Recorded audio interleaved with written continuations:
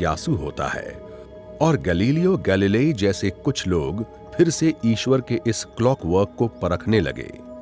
ये सन 1609 में हुआ और इस बार सामने आने वाले नतीजों से सब कुछ बदल जाने वाला था।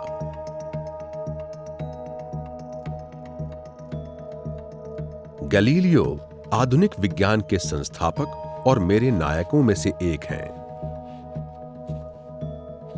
मेरी तरह उनका भी यही विचार था कि अगर हम ब्रह्मांड को गौर से देखें तो हम पता लगा सकते हैं कि उसमें वास्तव में क्या हो रहा है।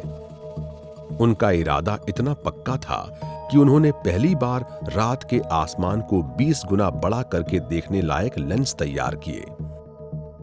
उन्होंने उन लेंसों को बड़ी सावधानी से एक दूरबीन में लगाया।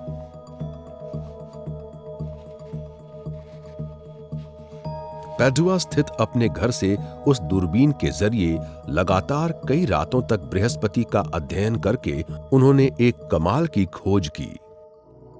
उन्हें उस विशाल ग्रह के बहुत पास 3 छोटे-छोटे बिंदु नजर आए। शुरू में उन्हें लगा कि ये बिंदु बहुत धुंधले तारे होंगे, लेकिन कुछ रातों तक उन पर गौर करने पर उन्होंने देखा कि उनके स्थान में परिवर्तन हो गया था और फिर एक चौथा बिंदु भी नजर आने लगा। कई बार उनमें से एक बिंदु बृहस्पति के पीछे गायब हो जाता था और फिर दोबारा नजर आने लगता था। गैलीलियो को एहसास हुआ कि ये उस विशाल ग्रह की परिक्रमा करने वाले चंद्रमा होंगे। ये इस बात का पक्का सबूत था कि कम से कम कुछ चीजें पृथ्वी की परिक्रमा नहीं करती। अपनी इस खोज से प्रेरणा लेकर गैलीलियो ने आगे चलकर साबित कर दिया कि पृथ्वी असल में सूर्य की परिक्रमा करती है। सैकड़ों साल पहले एरिस्टार्कस ने बिल्कुल सही कहा था।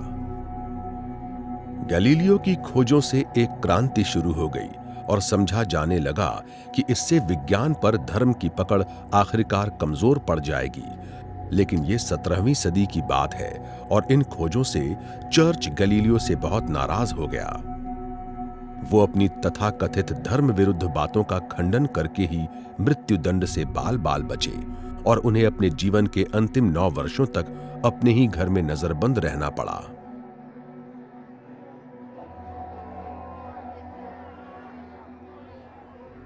कहा जाता है कि अपना पाप स्वीकार करते समय भी उन्होंने बुदबुदा कर कहा था कि मगर वो घूमते हैं।